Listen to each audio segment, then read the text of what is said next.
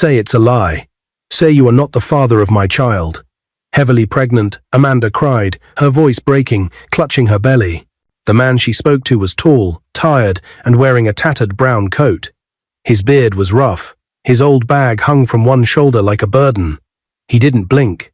He didn't bow. He only gave a small, sharp smile. "My name is Johnathan," he said calmly. "And you already know the truth." The cameras outside the gate caught the moment. A drone hummed overhead. The guards shifted, unsure. Amanda's breath hitched. Her lips trembled. She took one shaky step back. Then she whispered words that would travel across Lagos by evening. "He can't be the father of my baby." Before this day, people said Amanda could pull down the sky if she wanted. After her parents died and her ex-husband ran away with their money, she promised herself she would rise again, and she did. She became a billionaire CEO at 35, the head of Manda Group. Her cars were black and quiet. Her shoes clicked like small thunder. Her eyes were sharp. She didn't trust any man. She thought love was a trap. She believed control was safety. So when Johnathan first came to her gate months earlier, thin, dusty, his hands folded in plea, she felt nothing. He was not one of her board members. He was not a client. He was a problem to remove. "Please, madam," Johnathan had said softly, standing just inside the compound after a staff member took pity and waved him in. "Just a plate of food or a small job. I used to be a bank manager. I lost everything when a staff lied against me. I went to prison. When I came out, my wife had sold our house and car. The twins I raised were not even mine. The DNA said my best friend was their father. I am begging for a chance. Cleaner, driver, anything." Amanda listened with her water bottle in hand. She stood by her Bentley, tall and cool, like a mountain that never melts. She watched his face as if she were reading a weak story she did not respect. When he finished, she tipped the bottle and poured what was left cold water over his head. The water ran down his face and beard. He closed his eyes. He did not move. "Get out of my compound," she said. "Don't come back." Her chief of security, Nelson, clicked his fingers. Two guards stepped forward. Johnathan wiped his face with the back of his hand. He raised his head slowly. "I thought you were human," he said, voice low but steady. "But maybe you are stone. Still, remember this moment. The world is wide. Humiliation can return." Amanda's eyes flashed. "Nelson, throw him out." The gate closed. The day moved on. Amanda never looked back. But the world watched her. First came the blow Amanda did not expect. A $50 million contract fell apart at the last minute. The partners who had smiled in bright suits sent a cold email at night. Her company lost the deal by a hair. That hair felt like a knife. She told her driver to go home. She took her own keys. She put on dark glasses to hide her red eyes and drove into town alone. She stopped at a bar with neon lights and loud music. She did not like bars. She did not like crowds. But pain is a heavy thing. It pushes people into places they do not choose. She sat at a corner table, still in her expensive dress, diamond watch shining like a star no one else could touch. She drank more than she ever had in her life. When she stood to leave, the world tilted. The car park spun. Her key slipped from her hand. A man stepped from the shadow.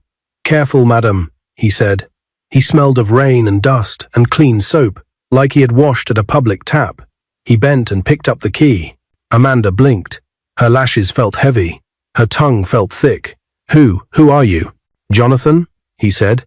"From your gate." She stared at him, shame and anger wrestling inside her. He should have walked away, but he didn't. "You can't drive like this," he added gently. "Let me take you home." She tried to argue, to wave him off, to hold on to pride.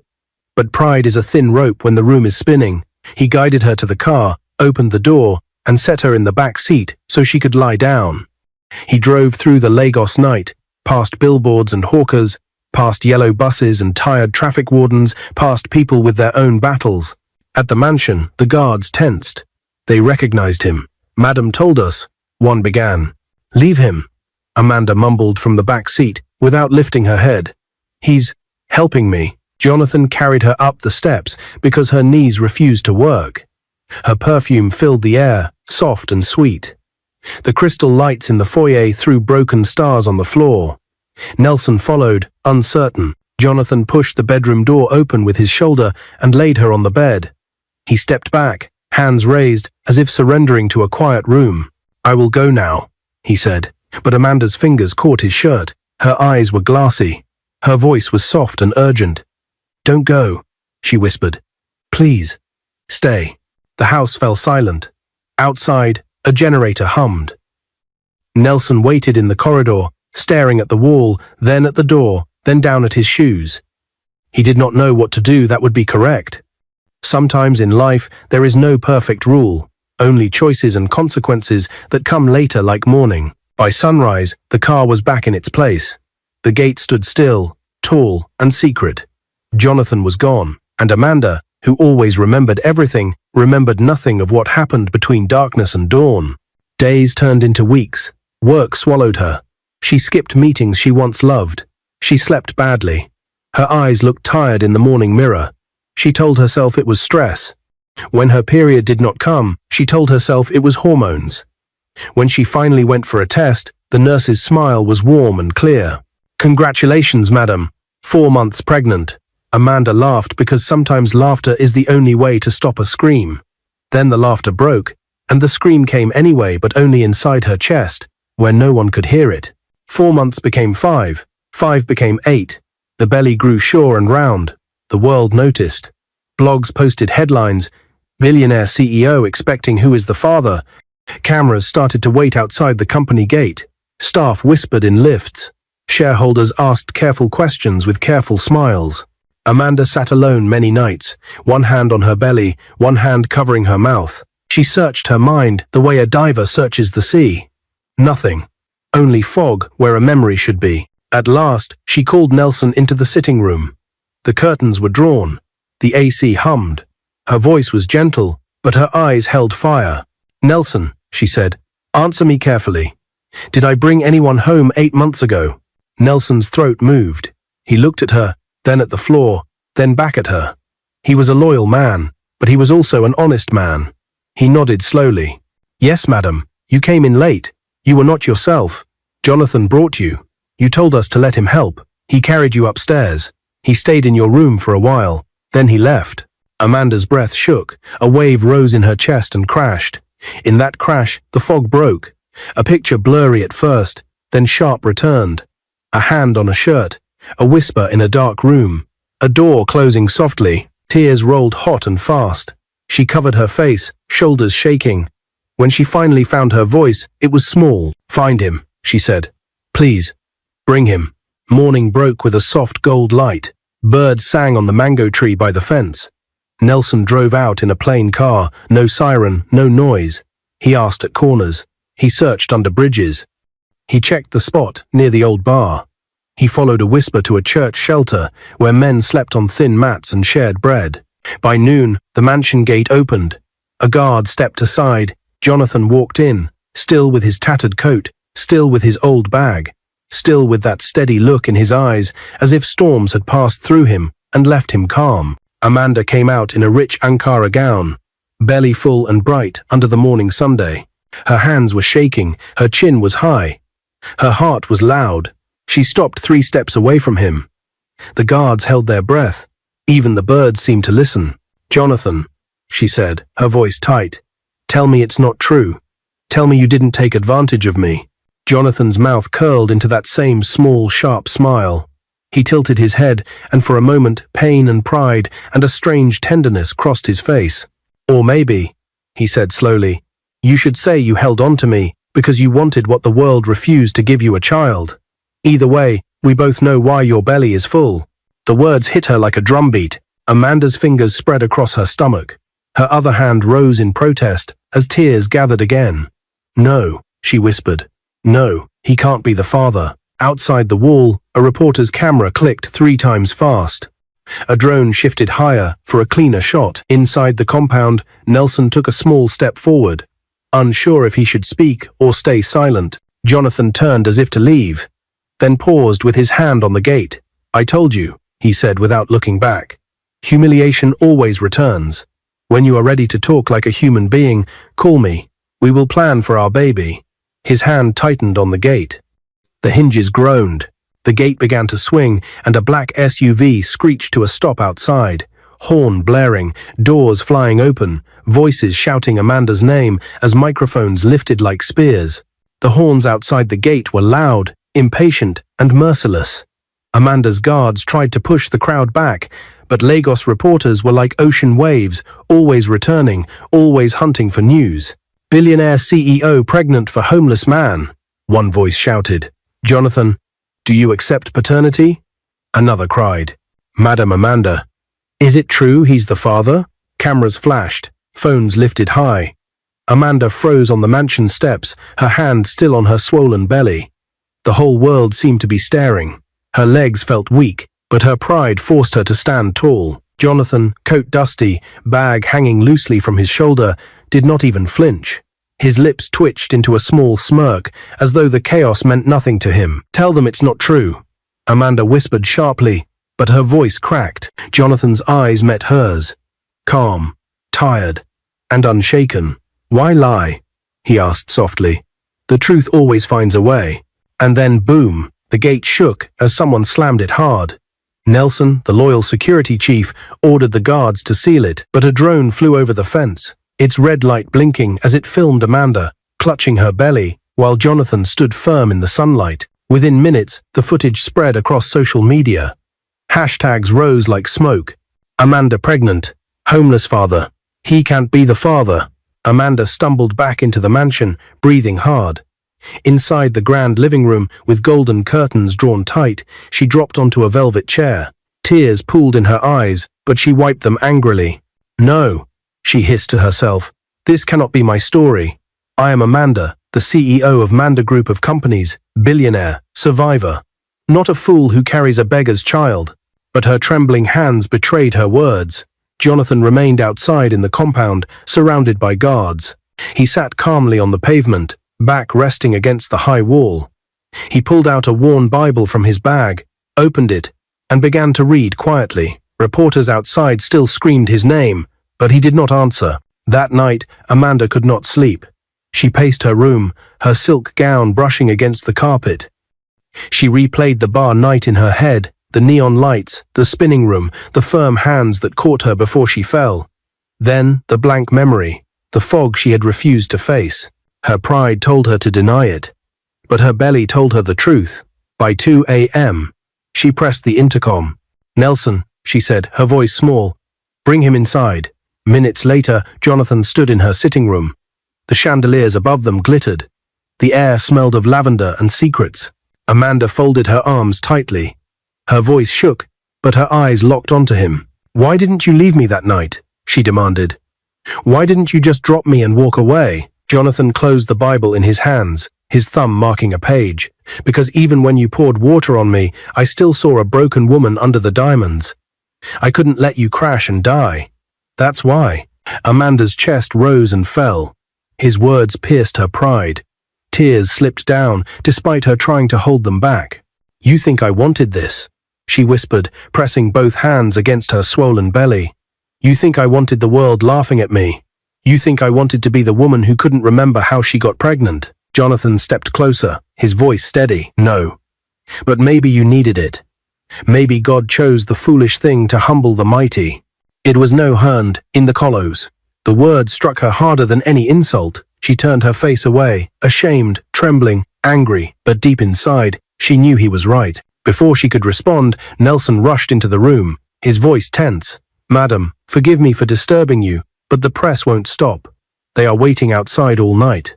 And," he hesitated, "your board members are demanding an emergency meeting tomorrow morning. They want answers about the father of this child." Amanda's face went pale. The board, her empire, her legacy, everything she had built with fire and tears. She gripped Jonathan's arm suddenly, surprising even herself. Her nails dug into his sleeve. Her voice dropped to a whisper of desperation. "They will destroy me if they know. You must come with me tomorrow. You must stand beside me. Do you understand?" Jonathan looked down at her hand on his arm. His lips curved into a slow, unreadable smile. So now the mighty Amanda needs the homeless man she humiliated. Amanda's breath caught. Shame burned hot in her chest, but she could not deny it. "Yes," she said, her voice breaking. Yes, I need you. Johnathan leaned close, his words brushing her ear. Then you must be ready to pay the price. The room fell silent. Amanda froze. What price? But before she could ask, Nelson opened the door again. Madam, forgive me. Reporters have somehow entered the compound. They are at the window. Amanda's eyes widened. She rushed to the curtain, pulled it back. A dozen cameras caught her hand still clutching Johnathan's arm. And outside, the chant began. Billionaire and the beggar. Billionaire and the beggar. Amanda staggered back, her chest heaving. The world was collapsing. But Johnathan only smirked again, as if he had been waiting for this moment all his life. The glass doors of Manda Group's headquarters swung open, and the sound of camera shutters exploded like fireworks. Reporters swarmed the front steps, shouting Amanda's name. Her bodyguards pushed them back, but it was too late. Every angle, every second, was already live-streamed across Lagos. Inside the marble lobby, Amanda's heels echoed as she walked toward the boardroom. She wore a fitted black suit that hugged her swollen belly. Her hair tied back in a bun, her chin was high, but her heart pounded. Behind her walked Johnathan. The tattered coat was gone. Amanda had ordered Nelson to take him to a private salon that morning. Now his beard was trimmed, his hair neat, his face sharper than anyone remembered. Still, his simple shirt and trousers made him stand out among the silk ties and Italian shoes. Madam, whispered Nelson at her side. Are you sure this is wise? Amanda did not answer. She only tightened her grip on the folder in her hand. The boardroom was already on fire when she entered, not with flames, but with whispers, eyes, and suspicion. 12 men and women sat around the long glass table. Their suits gleamed, their watches sparkled. At the head of the table, the chairman of the board, Chief Adewale, cleared his throat. Amanda, he began, his voice heavy. We have always respected your brilliance. You took this company higher than any of us dreamed. But today, our investors demand answers. The media says you are carrying the child of a homeless man. Is this true? The words fell like a hammer. The board members turned their eyes on Amanda, some curious, some disgusted, some almost smiling at her downfall. Amanda swallowed. For a moment, she wanted to lie, to deny, to scream. But Johnathan's voice echoed in her memory from the night before. The truth always finds a way. She pulled the chair back, sat down, and placed her folder on the table. Before I answer, she said, her voice calm but strained, I want you all to hear from the man himself. Gasps circled the room as Johnathan stepped forward. He stood tall, his hands resting on the back of a chair. His eyes swept across the table without fear. My name is Johnathan Okoro, he began. I was once a bank manager. I lost everything to lies, prison, and betrayal. I have been homeless for years. Yes, I met Amanda. Yes, I helped her one night when she was broken. And yes, she now carries my child. A wave of murmurs broke out. One woman covered her mouth in shock. Another man shook his head, scribbling notes. Chief Adewale's face hardened. So it is true. Do you understand what this means, Amanda? Investors will run. Partners will laugh. This company could crumble. Amanda's throat burned. She wanted to cry, but instead she leaned forward, her eyes fierce. No, this company will not crumble. Not because of the truth. Manda Group was built from nothing by my hands, by my sweat, and it will not fall because the world thinks a billionaire cannot love a man without a house. Her words struck like lightning. But the storm was not over. Johnathan raised his hand slightly. May I speak? The board members exchanged doubtful looks, but curiosity won. Chief Adewale nodded reluctantly. Johnathan walked slowly around the table. His voice grew stronger with each step. You see a homeless man, but you forget skills do not vanish because a man loses his house. Wisdom does not rot because life beats him down. I was once a bank manager, trusted with billions. And I tell you this, what Amanda carries is not shame, but proof that humanity is stronger than pride. If you reject her today, you are not rejecting scandal, you are rejecting truth, and truth cannot be hidden. Silence filled the boardroom. Every eye was on him. For the first time, Amanda looked at Johnathan not as a burden, but as a weapon she never knew she had. But then there was a loud sound. The boardroom doors burst open.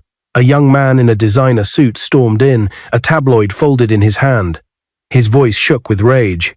This is a disgrace, he shouted. The shareholders want Amanda removed immediately. We cannot allow this company to be led by a woman carrying the child of a beggar.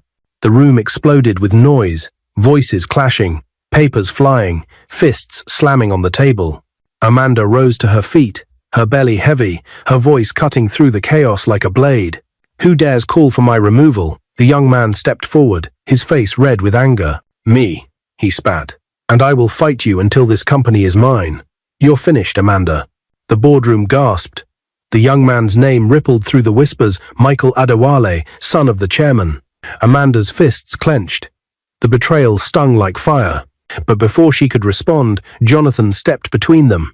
His eyes locked on Michael like a lion protecting its pride. "If you touch her," he said calmly, "you will regret it." The boardroom froze. Amanda's breath caught. The tension was so thick, it felt like the ceiling itself would fall. And then Michael smiled coldly and dropped the bomb. "You think you're the father? Wait until you see the DNA results."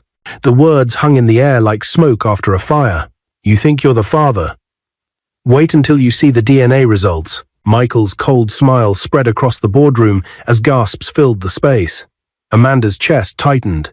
Her hands instinctively clutched her belly as though to shield the child inside. "What DNA results?" she asked, her voice sharp, trembling with both fury and fear.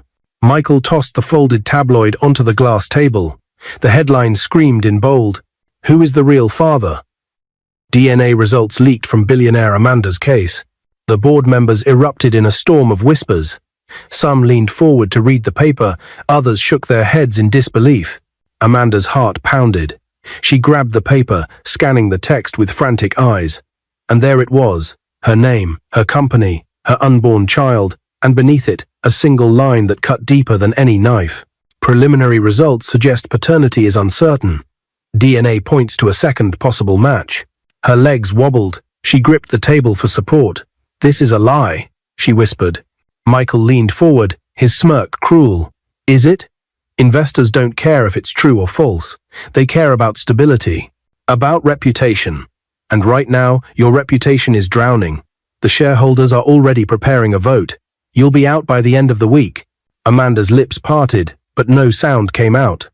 For the first time in years, she felt powerless. She had fought men in suits, competitors with armies of lawyers, even her own ex-husband who left her bankrupt.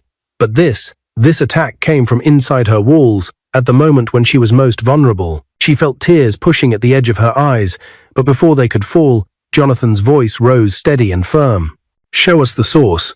Michael's eyes narrowed. "What?" "The results," Johnathan said. His voice carried the calm authority of someone who once commanded banks. "Who conducted the test? Where is the certified document? Or are you waving a piece of gossip, hoping the smell of smoke convinces people there's a fire?" The board members shifted uneasily. "It was a fair question," Michael sneered. "The media doesn't lie when they have documents." Johnathan stepped closer, his eyes locked on Michael's. "Media always lies when men like you feed them. If you want to destroy Amanda, do it with truth, not rumors." The tension cracked like glass under pressure. Chief Adewale, Michael's father, slammed his hand on the table. "Enough, Michael, you overstep. This is a board meeting, not a tabloid circus." But Michael didn't back down. "Father, you're blinded by loyalty. If we don't remove Amanda, the company will sink. Investors are already pulling out. Look outside, journalists have camped at our gates for 2 days. She has brought shame to us, and so Chip. It is won." Amanda finally found her voice. Her hand trembled as she pointed at him. "You talk about shame, Michael, but it's you who should be ashamed. Plotting against me while I carry life inside me. Using lies to drag down the company your father and I built brick by brick." Michael's jaw clenched, but his eyes flickered with something envy, and then Amanda understood. "This isn't about investors," she said slowly, her eyes narrowing. "This is about you wanting my seat. You want to take over Manda Group." The silence that followed was sharp as a blade. Even the air conditioner's hum seemed to pause. Michael said nothing, but his silence was louder than words. The meeting broke in chaos. Some board members sided with Amanda, others whispered about Michael's claim. Chief Adewale adjourned the session until the following week, demanding proof be brought forward. Amanda left the boardroom with Johnathan, walking behind her. Cameras flashed as soon as she stepped outside.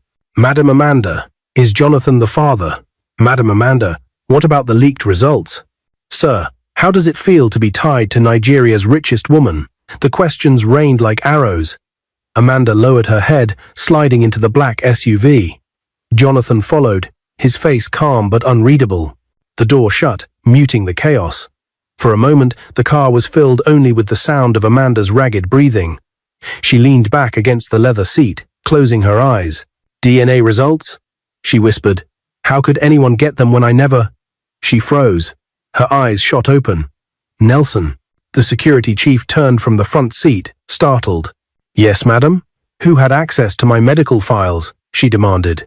Nelson's face darkened. Only your personal assistant and your doctor. Amanda's chest tightened. Betrayal had always come from the ones closest to her. Johnathan leaned forward. His voice was low but firm. We find the leak. We prove the results are false. Only then can you stand before the board. Amanda stared at him. For the first time, she noticed something different in his eyes. Resolve, strength, even a glimmer of care. He wasn't just a man humiliated at her gate. He was a man who, despite everything, still stood beside her. Why are you helping me? She asked quietly. Johnathan's lips curved into a faint smile. Because truth doesn't belong to the rich or the poor. It belongs to anyone brave enough to hold it. Her heart stuttered. For a second, she saw not a beggar, but a man who once wore suits, signed deals, managed wealth. A man who had been broken, yet not destroyed. But before she could answer, Nelson's phone buzzed. He glanced at the screen, his eyes widening. Madam, it's the hospital. They want to see you immediately. They said it's urgent. Amanda's hand went to her belly. A chill ran through her. The baby? No, Nelson said, hesitating. Not the baby. The doctor. The hospital's private wing was cold, its white walls too bright under the fluorescent lights. Amanda walked slowly, Johnathan beside her. Her gown swayed over her round belly, and every step echoed like thunder in her ears. The doctor, a slim woman in a white coat, stood waiting in her office. Her eyes darted nervously as Amanda entered. Doctor, Amanda said sharply, I need answers. Did you leak my test results? The doctor swallowed hard. Madam, please. I had no choice. Amanda's eyes blazed.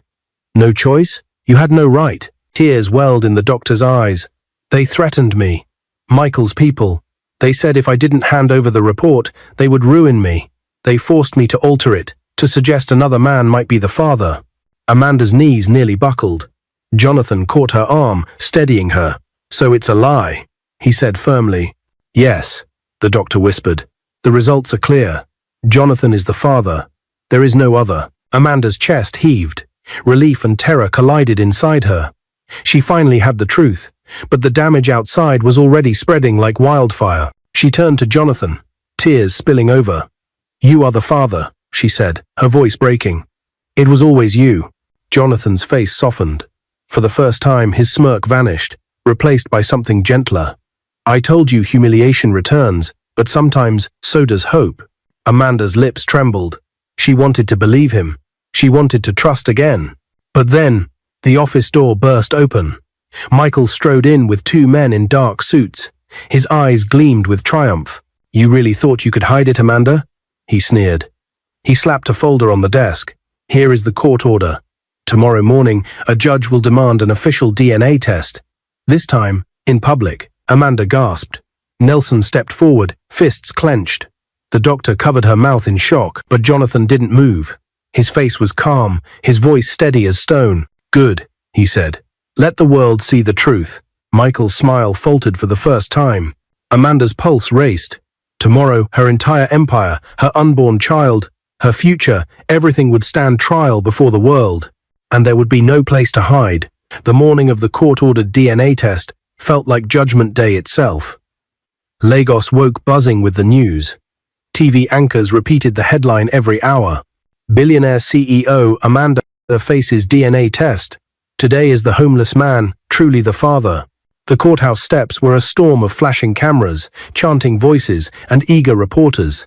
Crowds gathered, some to mock, some to cheer, some simply to witness history. Inside the black SUV, Amanda sat stiff, one hand pressed against her swollen belly. She wore a long white gown, simple yet elegant, her face bare of heavy makeup. But no diamonds, no silk, no title could shield her from the humiliation that weighed heavier than her child. Beside her, Johnathan sat calm in a clean navy blue kaftan Amanda had bought for him days earlier. His old bag was still by his side. It seemed to be the only possession he truly owned. His trimmed beard and neat hair made him look like a different man. But his eyes, calm, steady, unflinching, remained the same. Nelson, at the wheel, glanced in the rearview mirror. "Madam, we can still turn around." Amanda shook her head. "No. If I run today, I will never stop running." She turned to Johnathan, her voice breaking. "I'm not afraid of the truth anymore. But I'm afraid of what the world will do to us once it comes out." Johnathan placed a hand over hers. Warm, firm, unmoving. "Let the world do what it wants. We will still be standing." Her chest tightened, her eyes stung. She wanted to believe him. The courtroom was packed to the ceiling. Reporters lined the back. Judges sat stern in black robes. At the front, Michael Adewale stood tall in a grey suit, his smirk sharp, his eyes glinting with ambition. Amanda, the judge's voice echoed. "You are here today under the scrutiny of the law and the nation. A DNA test shall be conducted to determine the paternity of your unborn child. Do you consent?" Amanda rose slowly, her heart pounding. "Yes, my lord." The process was simple. A blood sample from Amanda, one from Johnathan. The baby's DNA was already recorded from prenatal care. The results would be fast-tracked, delivered within the day.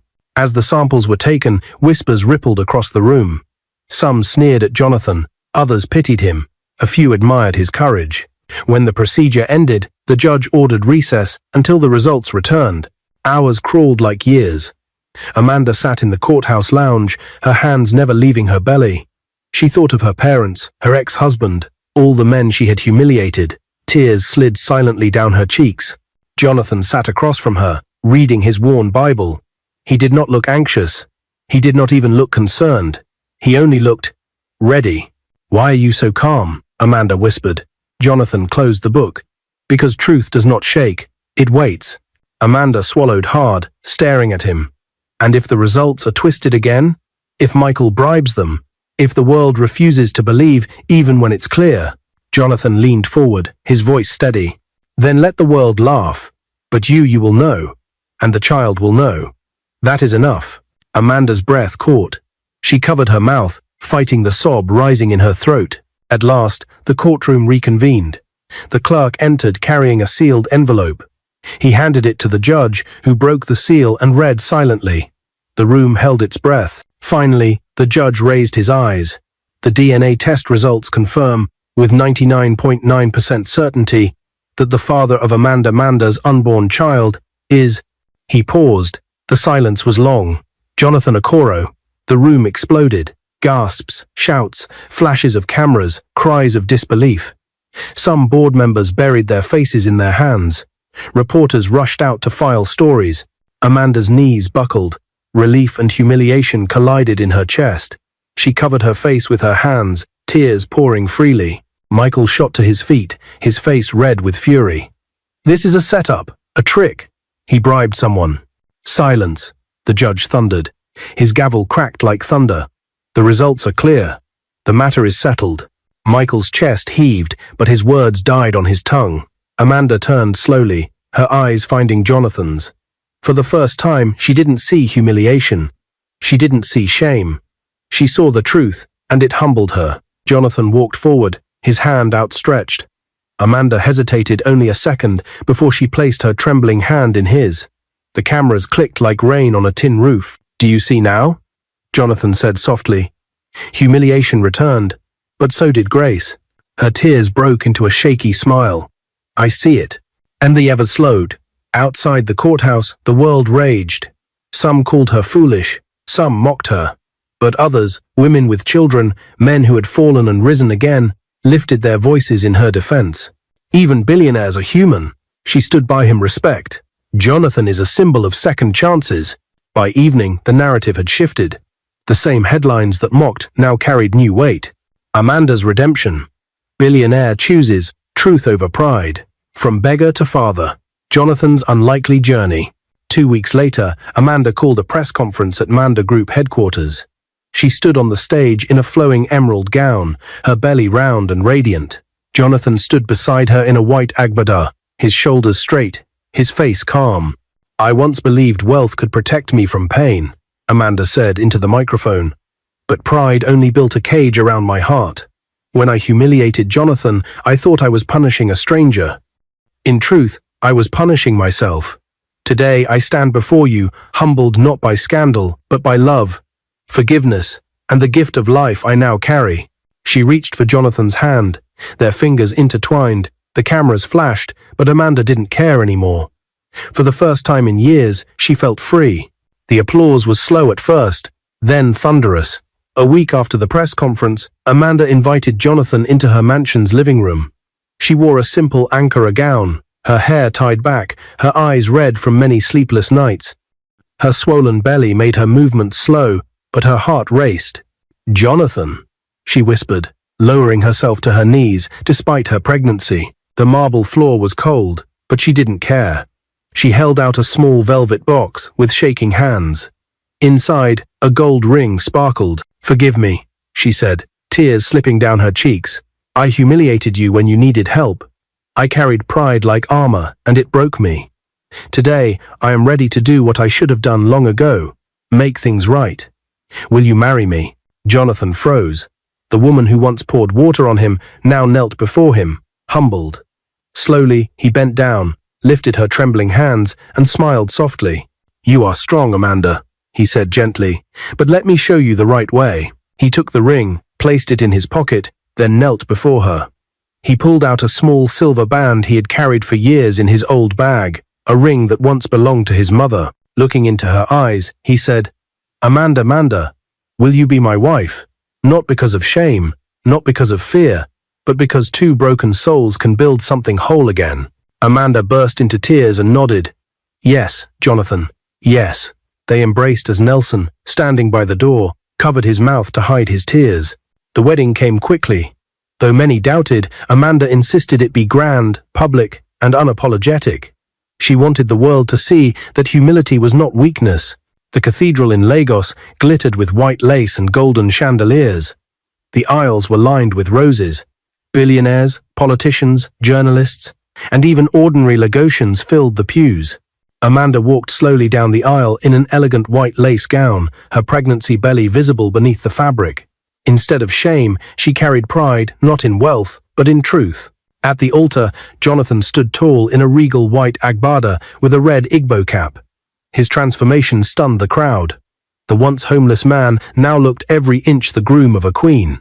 When the priest asked Amanda if she would take Johnathan as her husband, her voice rang loud and steady, "I will." And when it was Jonathan's turn, his eyes shone as he answered, "I will. Forever." They exchanged rings, sealed the vows with a kiss, and the cathedral erupted in applause.